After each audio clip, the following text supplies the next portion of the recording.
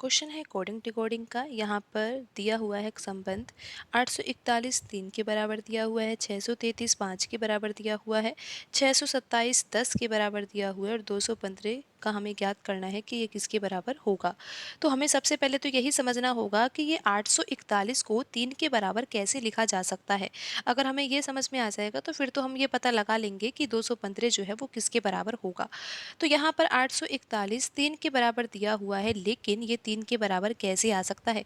तो हमें क्या करना होगा, 841 के तीनों अंकों का यूज़ लेना होगा। क्योंकि आप देखोगे कि अगर हम 841 के ये तीनों अंकों को जोड़ेंगे तो कितना आता है। आप देखिए 8 और 4 12, 12 में 1 जोड़ेंगे तो कितना आ जाएगा, 13 आ जाएगा। अब यहाँ पर लिखा हुआ है 3, तो आप ऐसा सोच रहे होंगे कि 13 में से 10 घटा देंगे तो जिससे कि यहाँ पर 3 आ जाएगा। लेकिन फिर ये पैटर्न यहाँ पर दूसरे संबंध में भी तो लगना चाहिए कि 633 5 के बराबर कैसे आएगा। एक बार लगाकर हम देख लेते हैं। 633 के तीनों अंकों को अगर हम जोड़ेंगे तो फिर ये किसके बराबर आएगा। आप यहाँ पर देख सकते हो कि ये तो 12 के बराबर आएगा।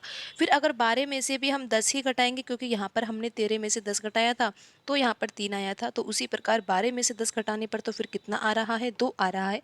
लेकिन यहाँ पर कितना आना चाहिए था, 5 आना चाहिए था। तो इस तरीके से यहाँ पर प्रश्न हल नहीं होगा। हमें किसी दूसरे तरीके से प्रश्न को हल करना होगा। तरीके बहुत सारे हो सकते हैं, लेकिन यहाँ पर हम जो भी तरीका लगाए वो यहाँ पर सभी संबंधों में लगना चाहिए। तभी हम यहाँ पर ये ज्ञात कर पाएंगे कि यहाँ पर कौन सा पैटर्न लग रहा है और फिर ही हमें ये समझ में आएगा कि प्रश्न चिन्ह के स्थान पर कौन सी संख्या आएगी।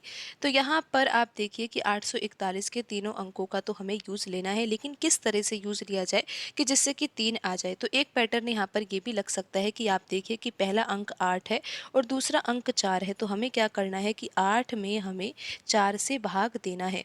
आप जैसे ही 8 में 4 से भाग दोगे तो यहाँ पर भागफल कितना आएगा, 2 आएगा।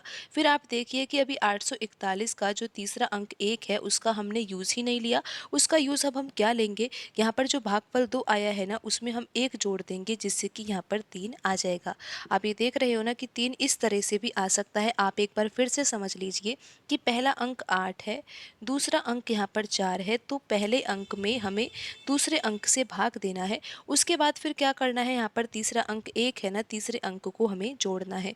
तो आप देखिए कि जब 8 में 4 से भाग दिया जाएगा तो भागफल तो 2 आ जाएगा। फिर 2 में 1 जोड़ा जाएगा तो कितना आ जाएगा, 3 आ जाएगा। आप देख सकते हो 841 3 के बराबर ही लिखा हुआ है।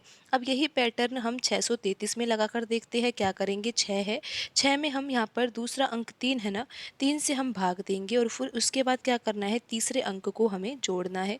तो जब 6 में 3 से भाग देंगे तो यहाँ पर भागफल तो 2 आ जाएगा और फिर उसके बाद 2 में 3 जोड़ा जाएगा तो कितना आ जाएगा, 5 आ जाएगा।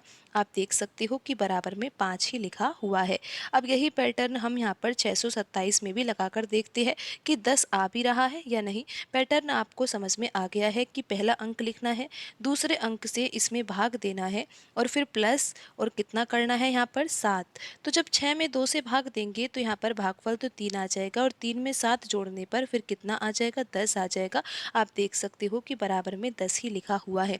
तो अब यही पैटर्न हम यहाँ पर 215 में लगा देते हैं और पता लगाते हैं कि प्रश्न चिन्ह के स्थान पर कौन सी संख्या आएगी।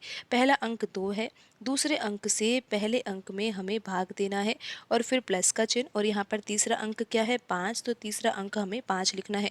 जब 2 में 1 से भाग दिया जाएगा तो यहाँ पर 2 आएगा और फिर 2 में 5 जोड़ा जाएगा तो कितना आ जाएगा, 7 आ जाएगा।